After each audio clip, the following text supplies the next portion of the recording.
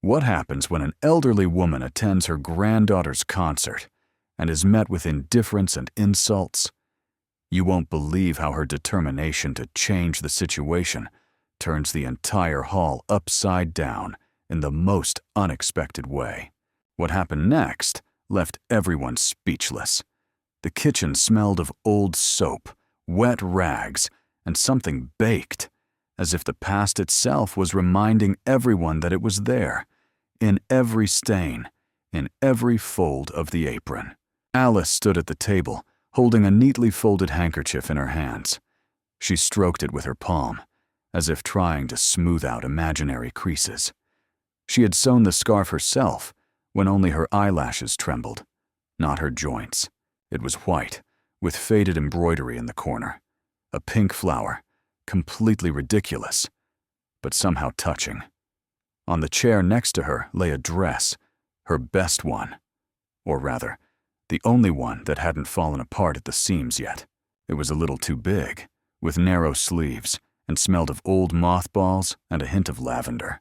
Alice unfolded it, sat down, and tried it on in front of the mirror, which she didn't look at. Not because she was afraid, but because she saw no point. Her eyes would betray her before anyone else would. She was going to a concert, to see her granddaughter, Sophia, perform. The ticket had arrived a week ago in a thin envelope signed in neat handwriting. "Grandma, come. It's important." Alice didn't ask why now, after so many years. She just carefully unfolded the paper and placed it between the pages of her prayer book. Her granddaughter's words were the only thing that sounded alive this week. She pulled on her tights, carefully so as not to tear them. She sat on the edge of the bed and spent a long time buttoning her shoe. It wouldn't budge, like everything else in the house. Then she stood up again, smoothed her hair, covered her shoulders with a shawl, and went out into the hallway. She picked up her cane. The key hung on a string by the door, as always, and swung quietly when she closed it behind her. Her neighbors were standing at the entrance, the ones who usually didn't notice her unless they needed to borrow salt. One of them, a lanky man with a bag over his shoulder, squinted and asked, "Alice, where are you going looking like that?" She replied simply, "To the music." Well, he chuckled. "Just don't forget where you're sitting." "I'd rather forget where I live," she said, "at least for a couple of hours." They watched her go, some with pity, some with irritation, some with indifference. Alice walked on without looking back. Everyone has a different face at the well when you're not drinking water. The hall was not far away, a creaky wooden club, repainted so many times that the paint on the outside was flaking like old leather. In front of the entrance was a crowd, children with programs, adults in clean shirts, young people chattering with laughter. Alice skirted around them, trying to stay out of the way.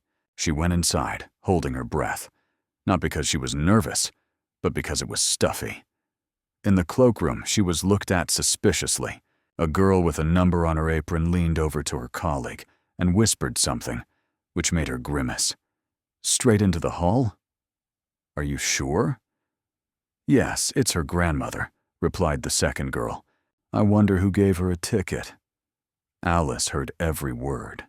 She wasn't deaf. She had just learned to keep quiet a long time ago. She nodded and walked past. Her shoes clicked on the wooden floor, each step louder than she would have liked. She chose a seat by the wall, the last row on the right. She sat down, placing her bag on her lap. Inside the bag was the program, a letter and a small apple. Just in case. A woman in a fur cape sat down to her left. She looked Alice up and down and snorted.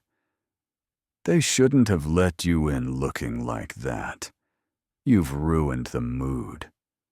Alice turned her head slowly, like an old piano. "Are you talking about my dress or my face?" The woman snorted and turned away. Someone in front of her laughed. Alice felt her throat tighten, not from hurt, from the feeling that she was unwanted. Not in the hall, in life. But she remained seated. What happened next changed everything.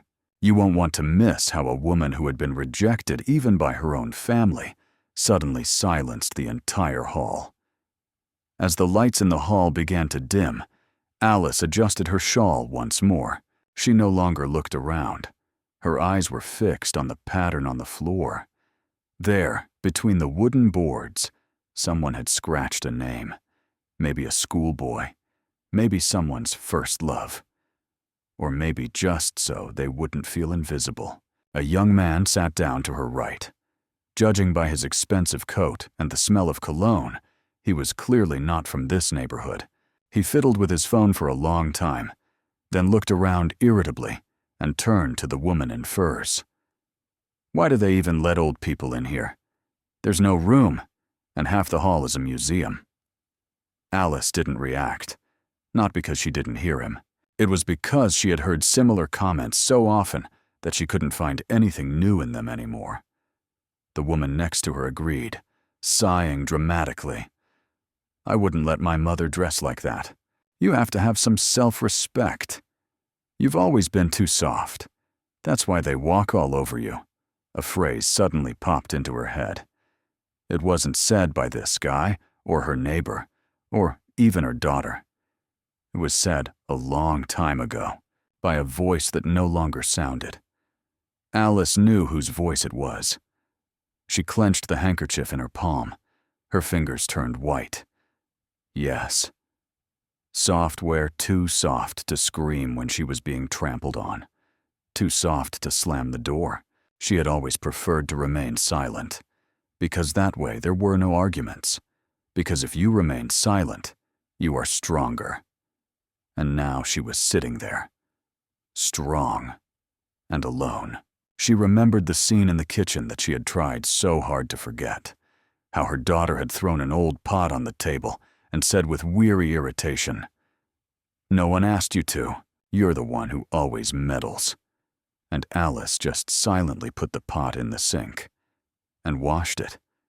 Because, damn it, dirty dishes can't stay dirty, even if human dignity is washed away with them.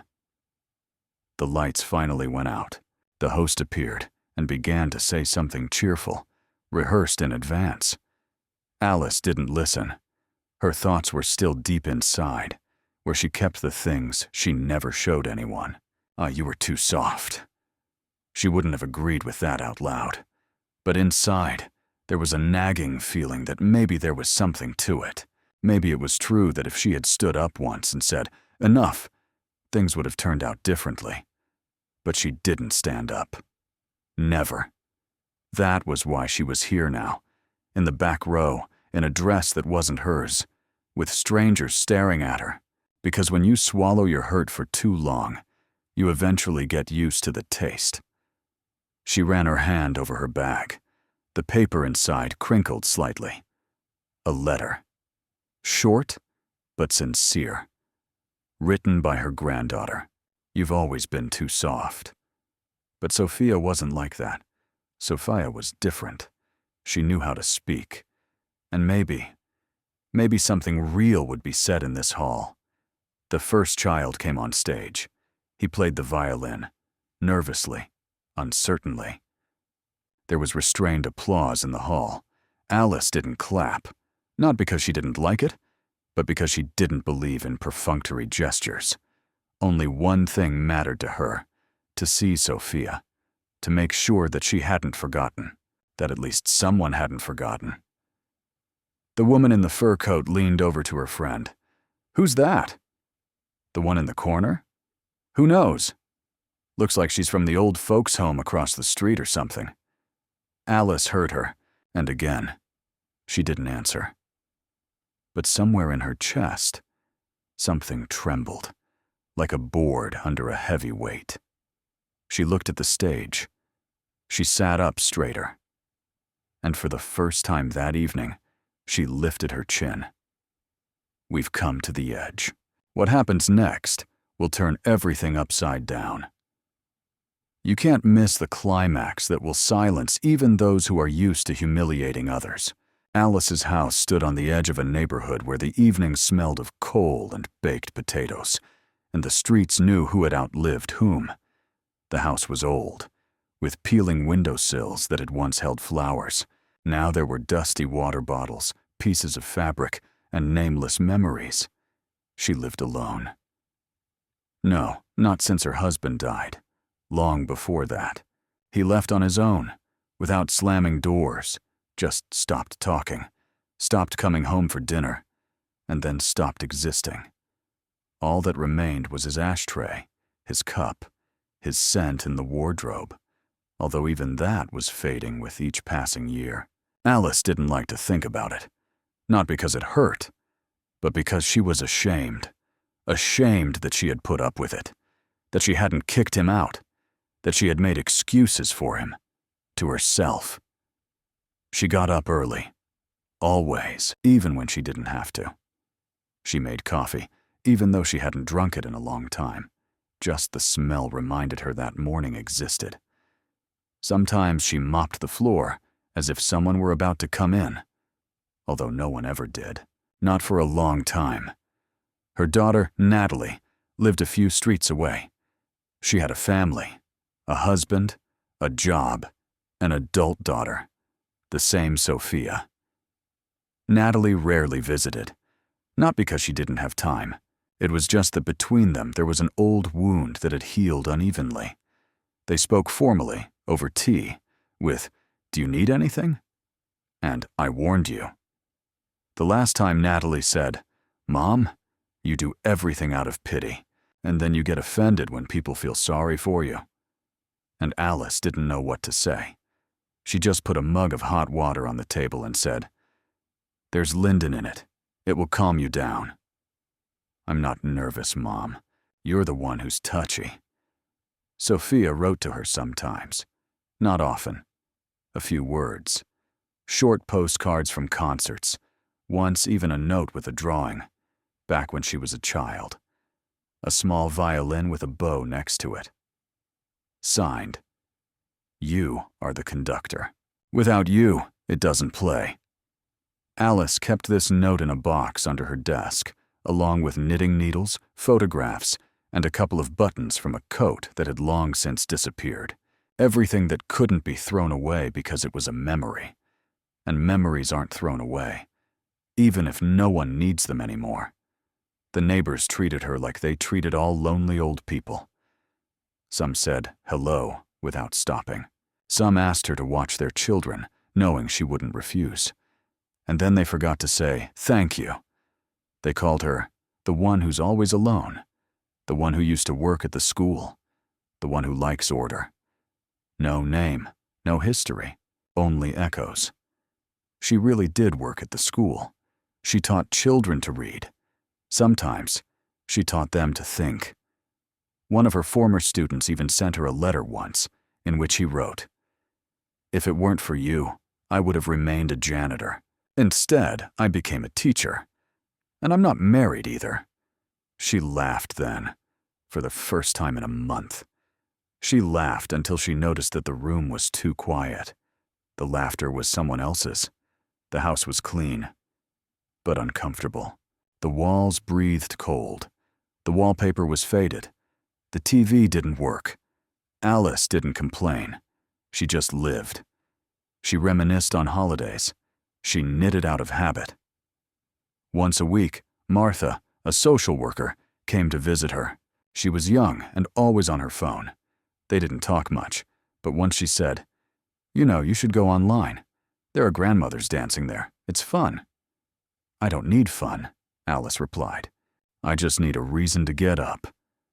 When the letter from Sophia arrived, Alice didn't believe it at first. She thought it was a mistake. Maybe it was for her neighbor. Maybe it was a joke. But the handwriting was recognizable.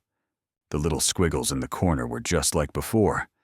There were only 2 lines, but they meant more than the whole last winter. "Grandma, I'm going to play. It's important. If you can, come. Sophia." She put the letter between the pages of an old book. Then she took out her handkerchief and her dress. She got ready. Not for a concert, for memories that might not forgive her for awakening them.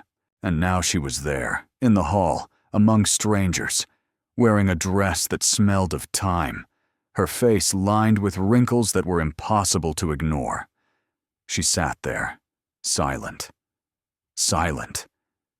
But inside, everything is buzzing, from the way people are looking at her, as if she were an extra line in the score, one they want to erase.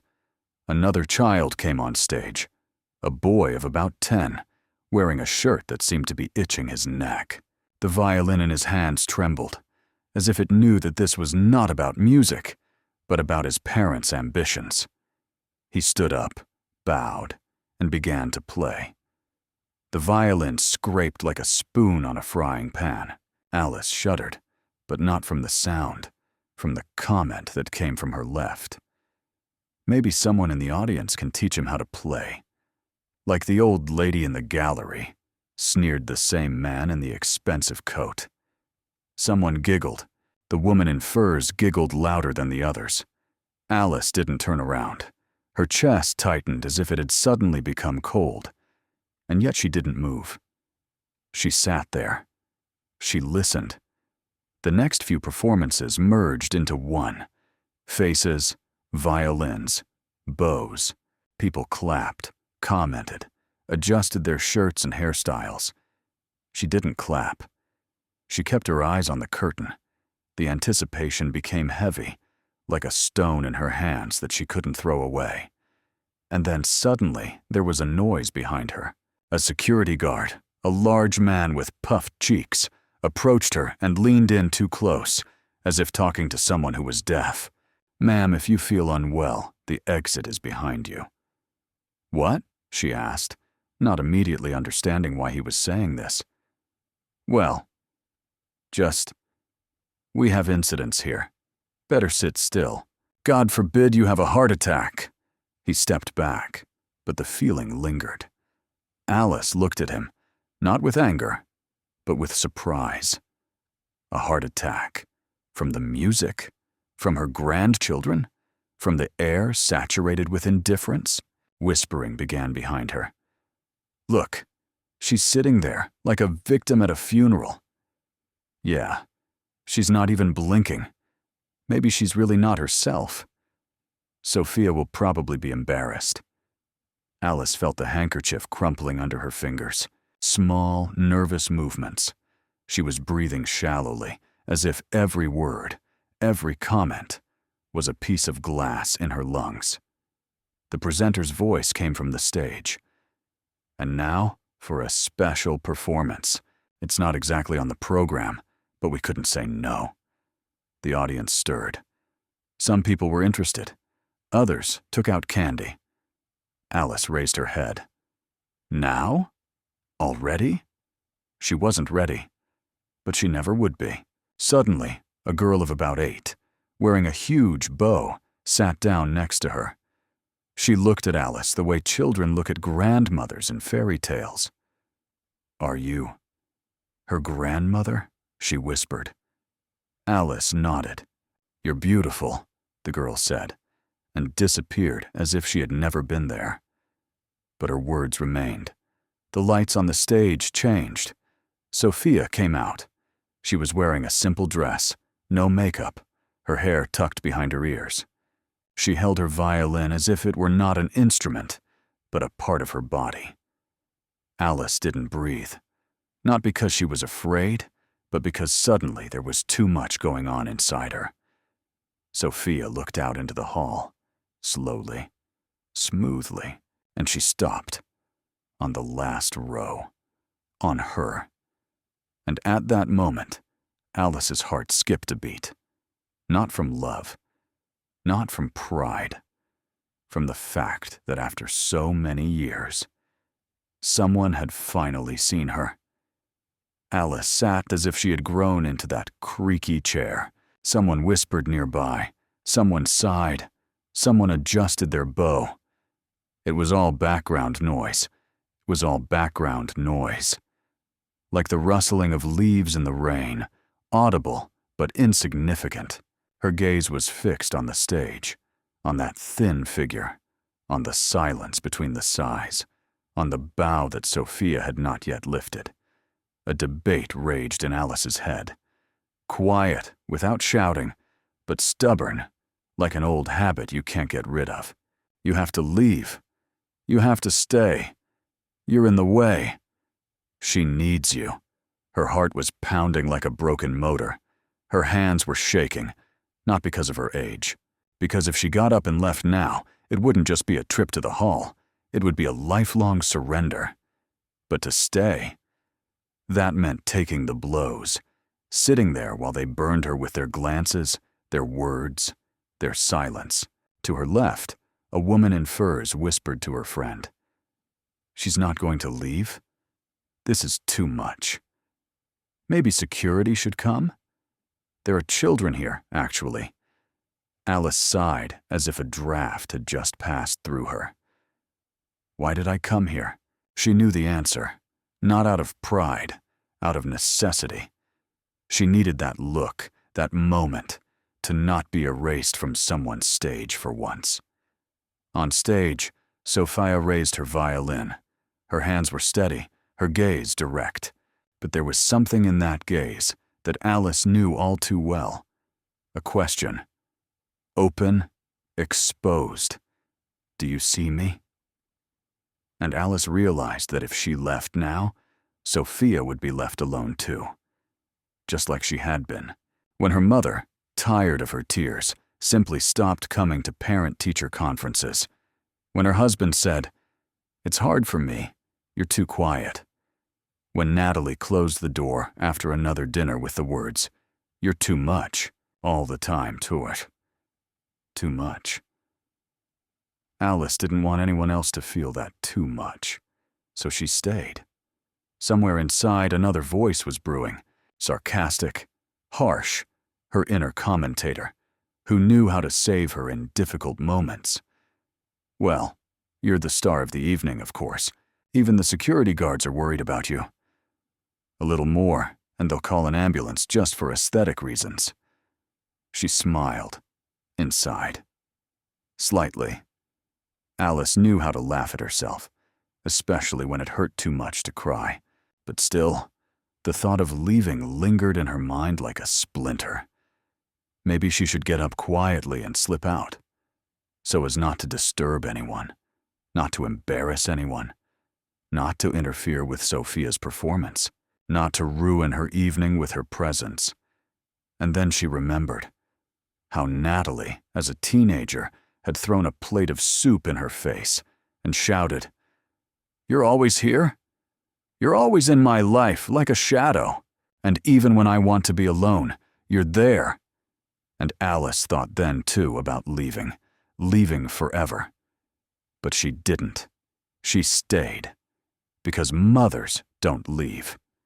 Sophia was looking straight at her, not at the audience, not at the hall, at her.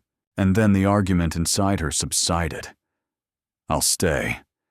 If I'm going to be superfluous, then I'll be superfluous with dignity.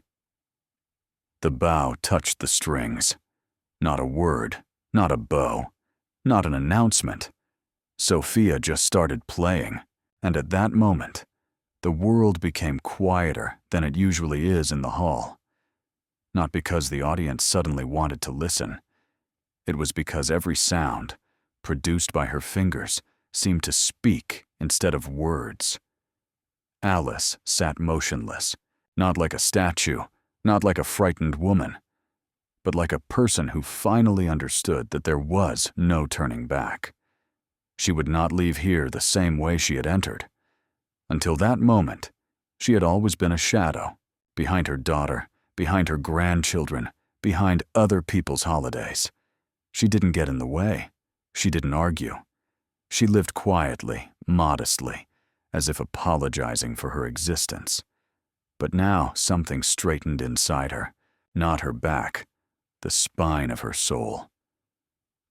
Alice moved the shawl on her knees, slowly, carefully, as if with this gesture she was putting an end to decades of silence. She could feel the tension building around her.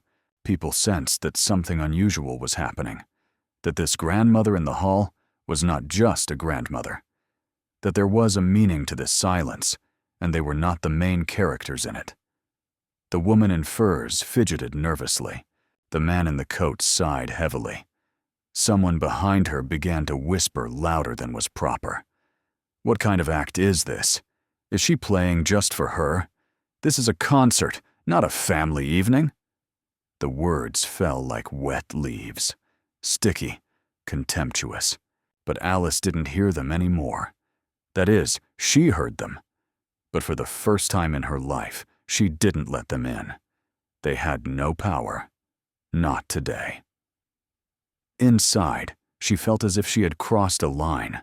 She had been afraid to say that she was hurt for too long. She had thought for too long that silence was noble. But nobility, when you are beaten down every day, turns into silent consent. And now she had made her choice. To stay. Not to hide. To be. Sophia continued to play. And with every note, Alice understood. Her granddaughter was not just playing for the audience. This was not a concert. It was a conversation. Without words. Without shouting. Without the insults she had lived with all her life. It was the voice of love. Rare, honest, undemanding. When one of the notes broke, too sharply, too nakedly, Alice noticed Sophia flinch. A moment.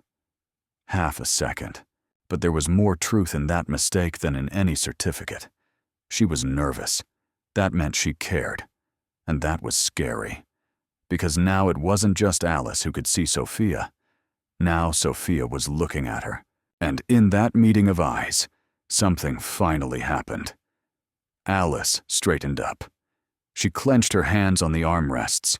She felt the weight of many years, of hurt, of unspoken words, of guilt, begin to fall away like old paint.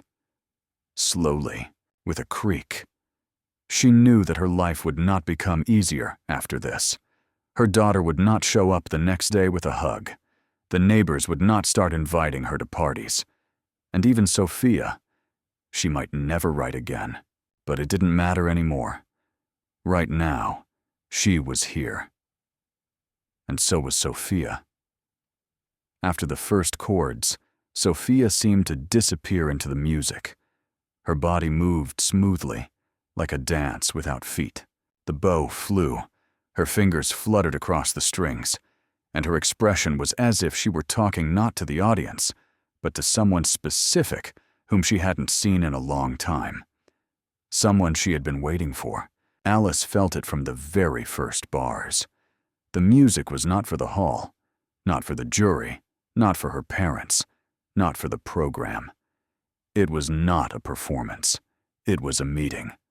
Unofficial, absurd, belated. But it was real. And then, unexpectedly, Alice remembered a moment she had long buried under the ashes of time. Sophia was still a little girl. She wasn't even 8 years old. At home, not at Natalie's, but at Alice's, there was an old radio. It only picked up one station, which played classical music in the evenings. And once, when Sophia was again unable to learn her scales, Alice quietly placed a cup of tea in front of her and turned on the radio. "Listen," she said.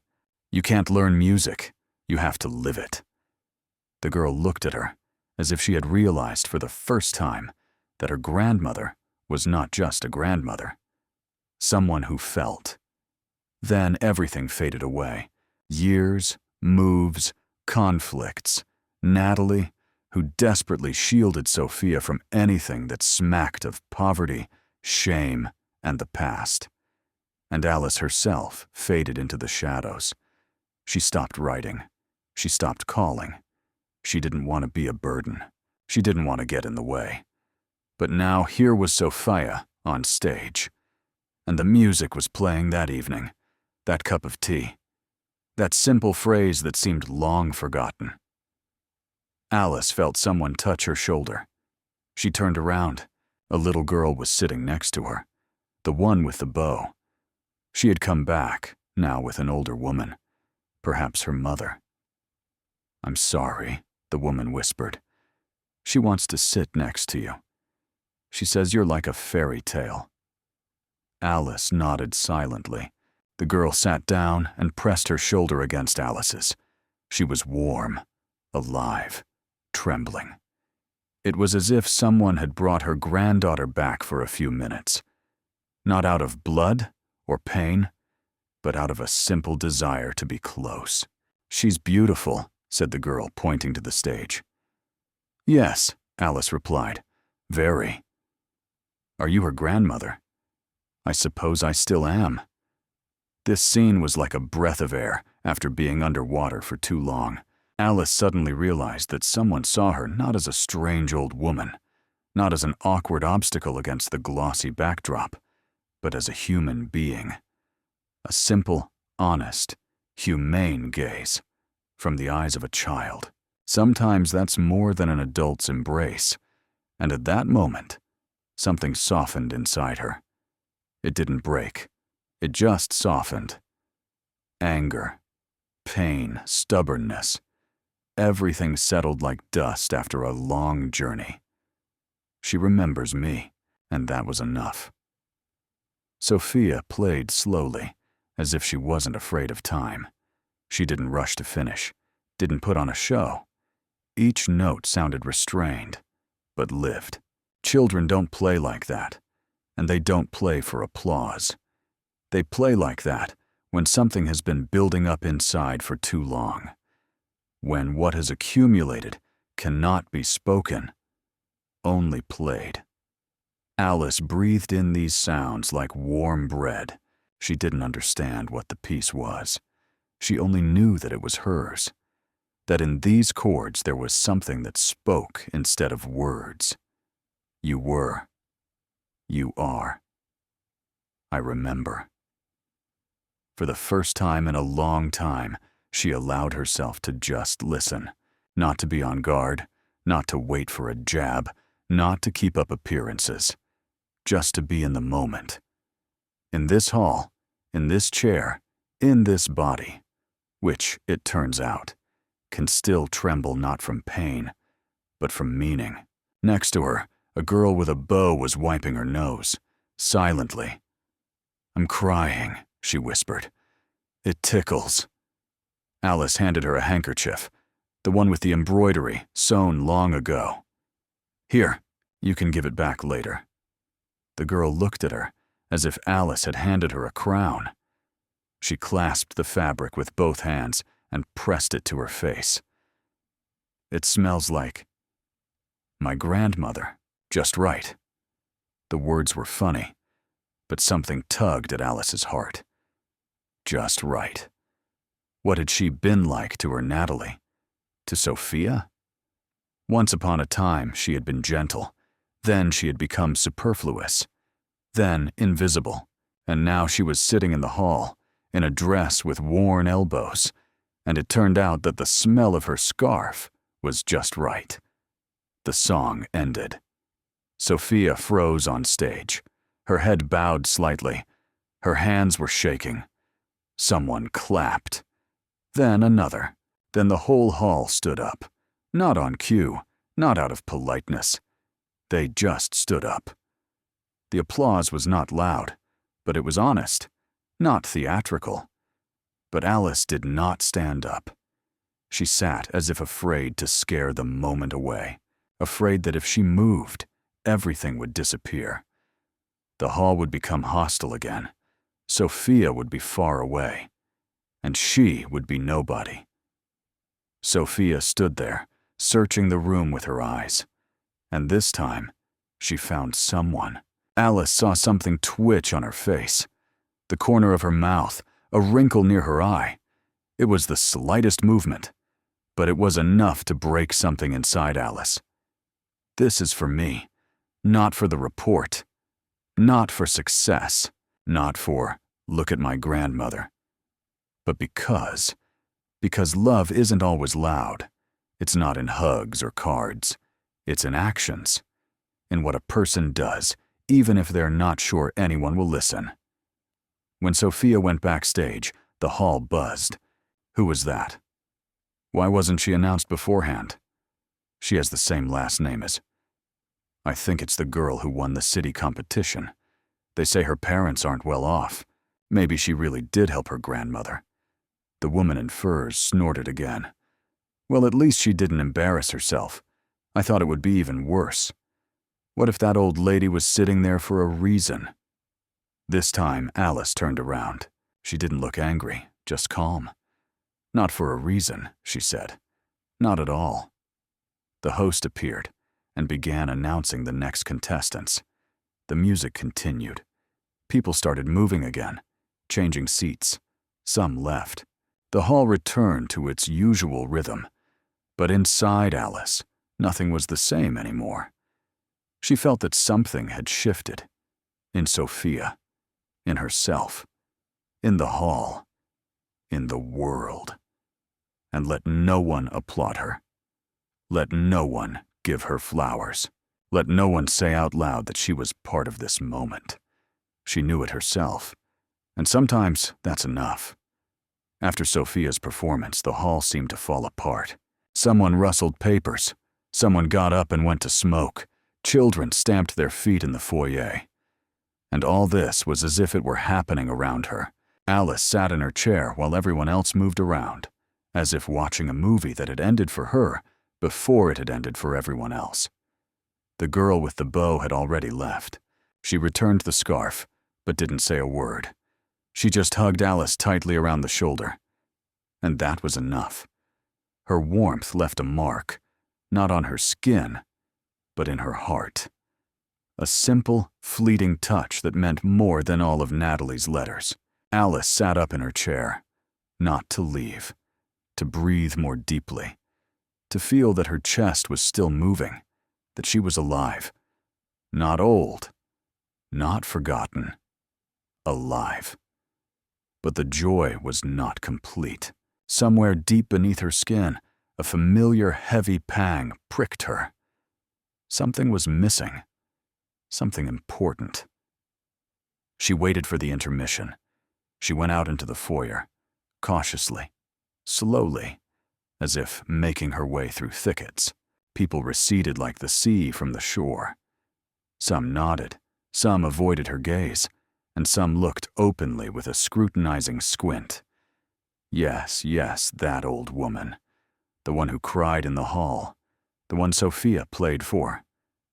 By the window, she saw Natalie.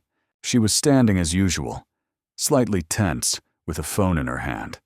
Her face was composed, her lips pressed together. Next to her was her husband, gaunt, with an expression of eternal busyness. He glanced briefly at Alice and immediately turned away.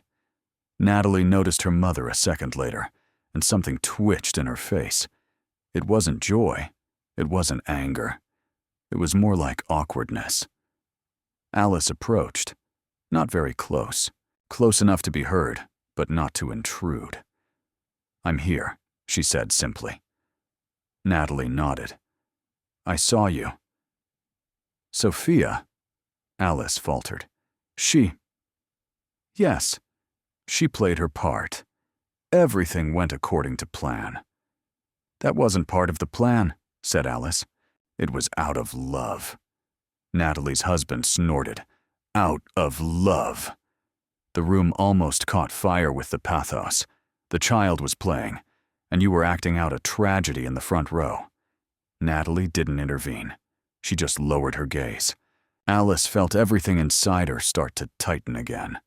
One moment she was breathing, and the next she couldn't. She opened her mouth, and the lock clicked shut again. Was everything coming back? "I didn't come here for the show," she said quietly. "I came because Sophia wrote to me." Natalie was silent. Then she suddenly blurted out, "She shouldn't have." "This isn't your stage, Mom. Stop trying to be a heroine." And then something cracked inside Alice's chest. It didn't hurt. It wasn't loud. It was dull, like the crack of an old tree. She nodded. "You know, maybe you're right." "I'm not arguing," Natalie snapped. I'm just asking you not to turn this into a family drama." Alice smiled, but the smile was sharp, almost sardonic. "Honey, this drama has been going on for a long time. You just didn't come to rehearsals." At that moment, Sophia appeared from around the corner. She saw her mother. She saw her grandmother. And for the first time that evening, her face showed alarm. Not theatrical, not artistic, real. She approached, not knowing which one to turn to first. "Grandma, are you still here?"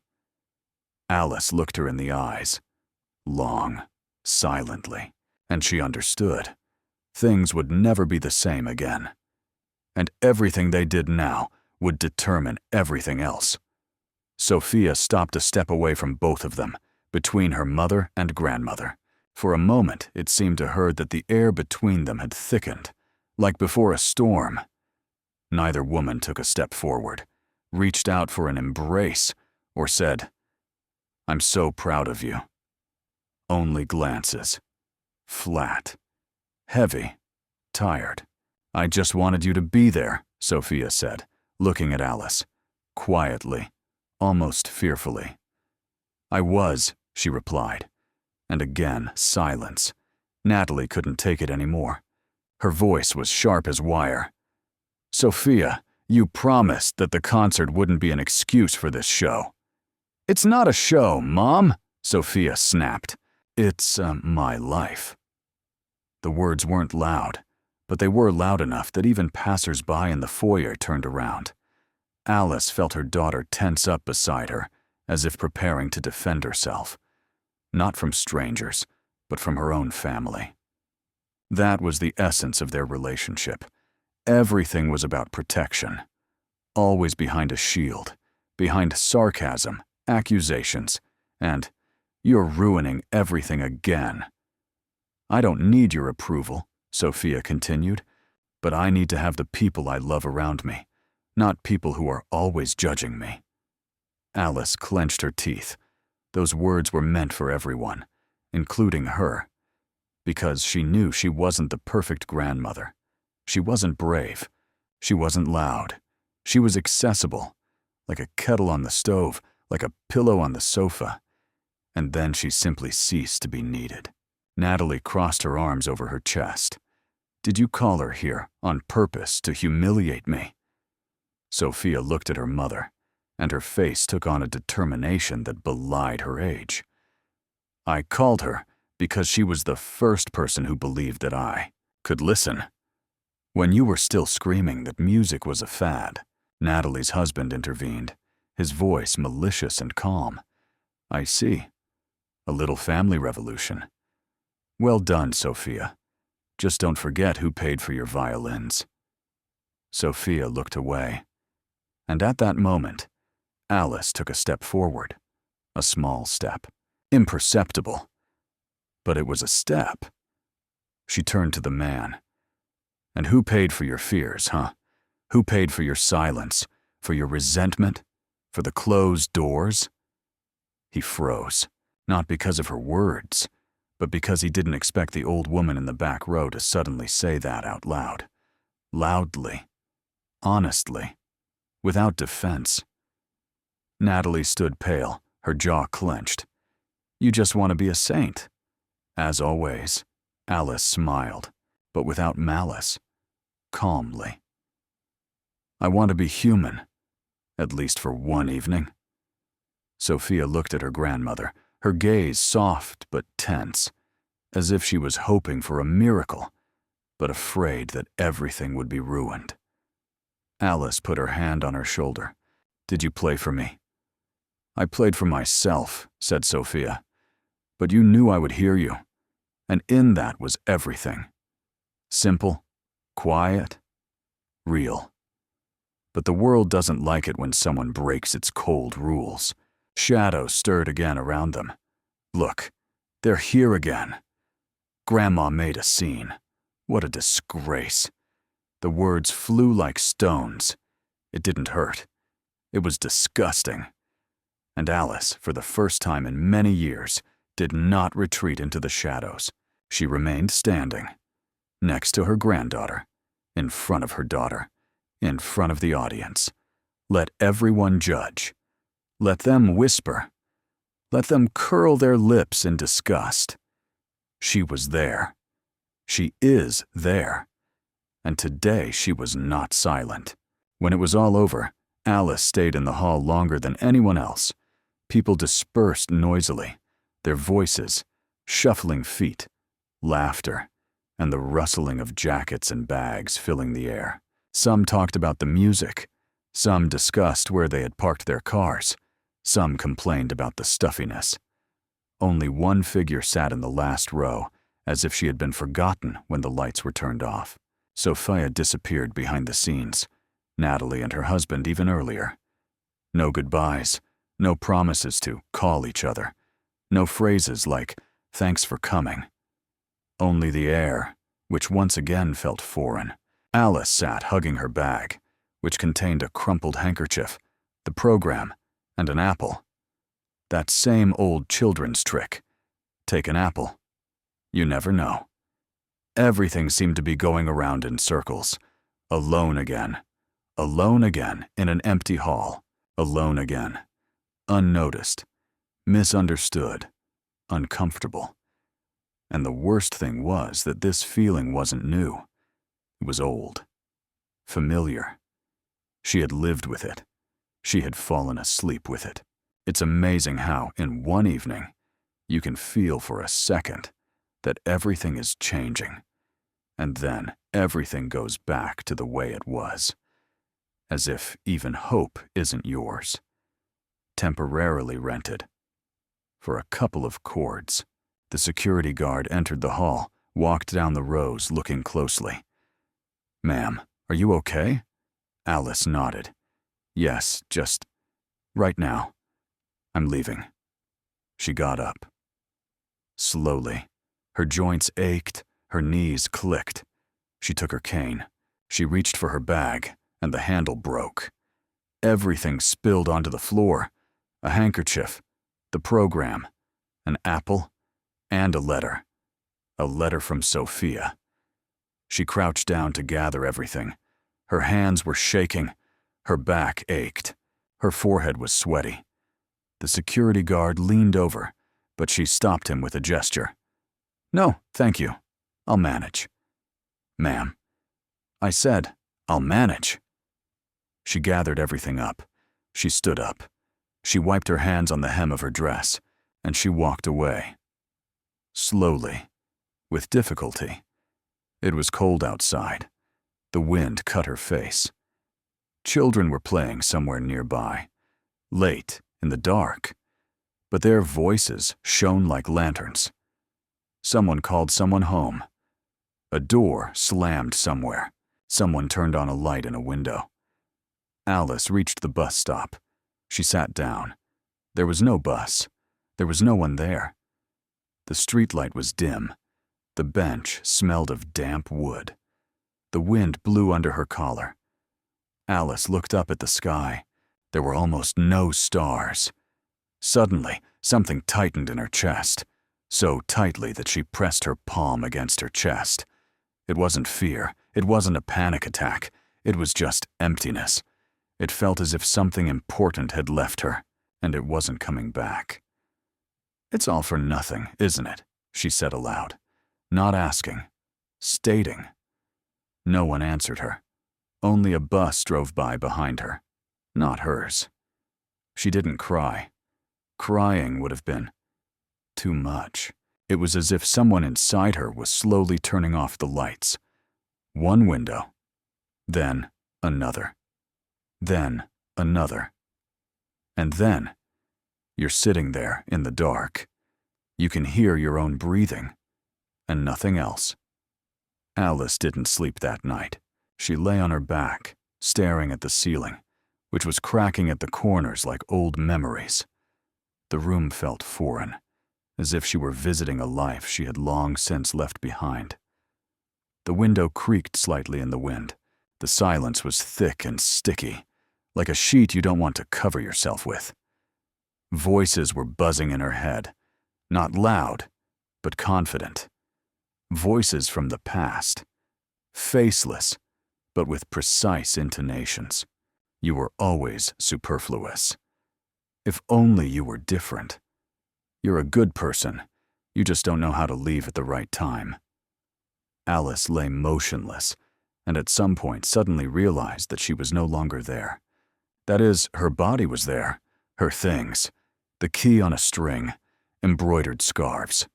Even the spoon Sophia once used to eat semolina porridge while sitting in her kitchen was still there. But she herself was gone. She remembered Natalie's childhood, how she had tried to be a good mother. No scandals, no hysterics. Soup on time, shirts ironed. And then, how it all fell apart. Not right away. Slowly, drop by drop. Like water dripping from a tap into an empty sink. Where had she gone wrong? She had done everything right, as best she could. She didn't drink. She didn't hit. She didn't yell. She endured. She supported. And yet she ended up in the last row. Alice turned on her side and stared at the dresser. There, under the glass, lay a photo. Her husband, her daughter. Sophia, small, wearing bows. She stood up, walked over, picked up one of the frames. It was dusty. She removed the glass, ran her finger over the girl's face. Her hand was shaking, not from age, from something else. From longing, from a loss you don't notice until you're alone in the silence. "What have I become?" she whispered. "Nothing." She sat down on the floor, the photograph in her hands. Her mind was empty. Then she remembered how her mother used to tell her when she was a child. "Don't stick your neck out. A smart woman knows when to keep quiet." Alice had been silent for half her life, but what had it gotten her? Now even her own daughter saw her as a problem, an inconvenience, a shadow. "I've become a woman people are ashamed of," she said aloud. The past floated up like dirty laundry thrown into a basin. How she had washed floors at school when there wasn't enough money.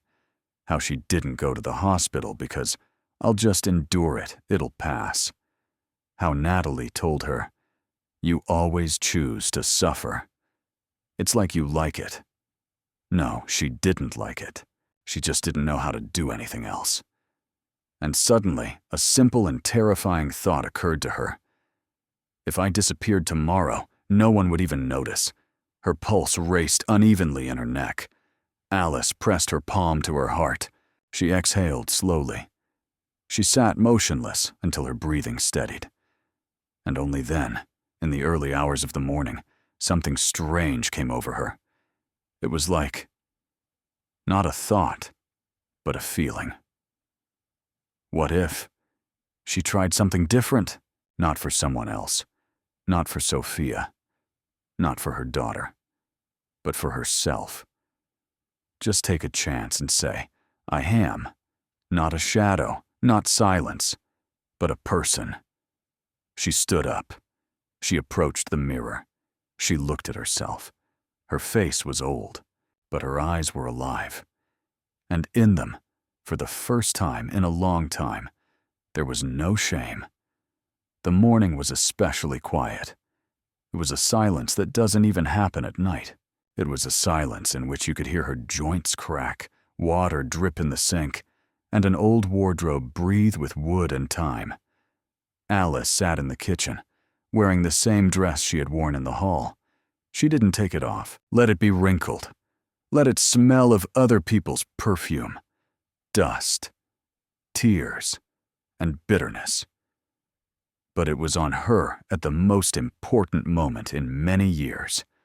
It was like armor she wasn't ready to take off. On the table in front of her was a photograph of Sophia, the same one as a child, with a toothy smile, wearing a ridiculous hat with a pom-pom. Alice had found it deep in a drawer, among the instructions for an old vacuum cleaner and receipts that had long since expired. The photo was crumpled, but still intact.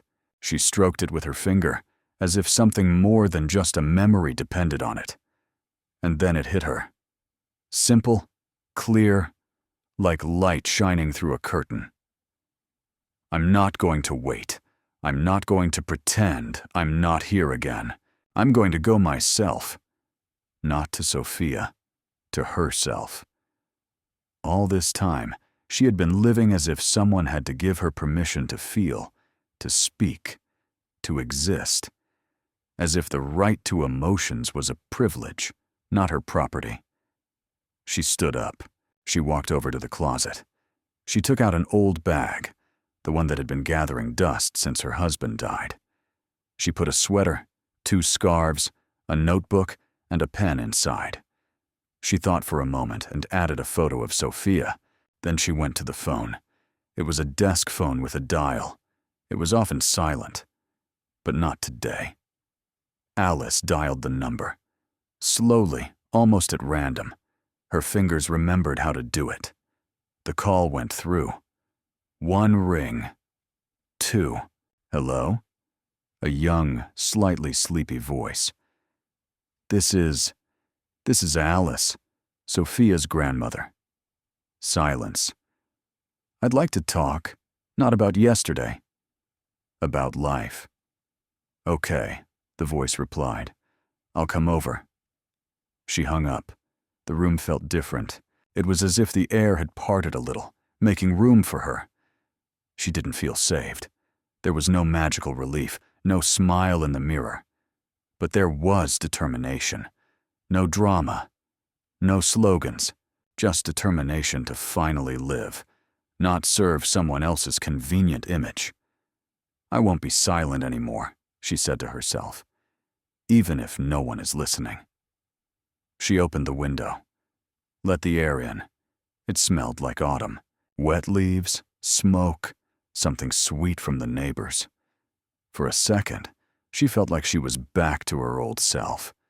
Not the one in a headscarf and with a cane. The one who knew how to be real. And that was enough to take a step forward. When Alice entered Natalie's small apartment, her heart was pounding. She didn't know what to expect. A cold welcome or silent rejection. Her daughter and son-in-law's eyes showed a mixture of irritation and fatigue, but no malice, and that was something. Natalie stood by the window, not turning around, and said quietly, "You came. What now?" Alice sighed, gathering her strength. It was finally her time to speak. "I didn't come here to fight," she said evenly. "I came to say that I love you, all of you. But I can't keep quiet anymore. I'm tired of being a shadow that scares you. I want to be part of your life, even if it's difficult." Natalie turned around, her eyes shining with surprise. "Mom, you think I'm perfect?" Alice interrupted, smiling through her exhaustion.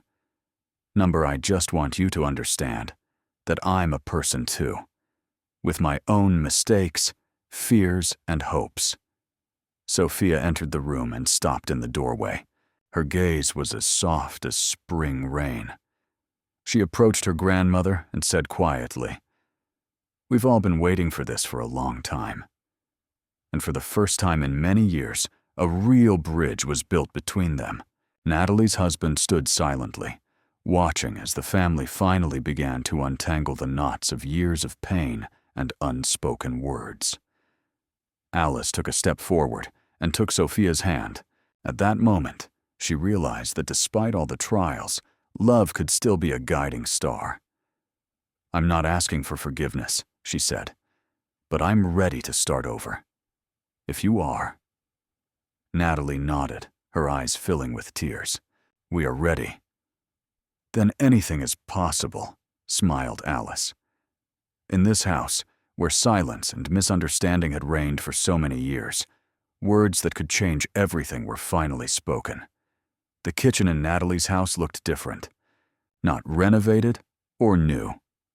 No, it was just brighter now, more airy, and more alive. Alice sat by the window, holding a cup of tea in her hands. Outside, autumn rustled, the leaves falling softly, as if trying not to disturb the peace. For the first time in a long time, she felt not only tired, but also calm. On the table lay a letter, not from Sophia, but from Natalie. It contained simple words. "Mom, thank you for coming. Let's try to be a family." Sophia was standing nearby. She was drawing something in a notebook without looking up.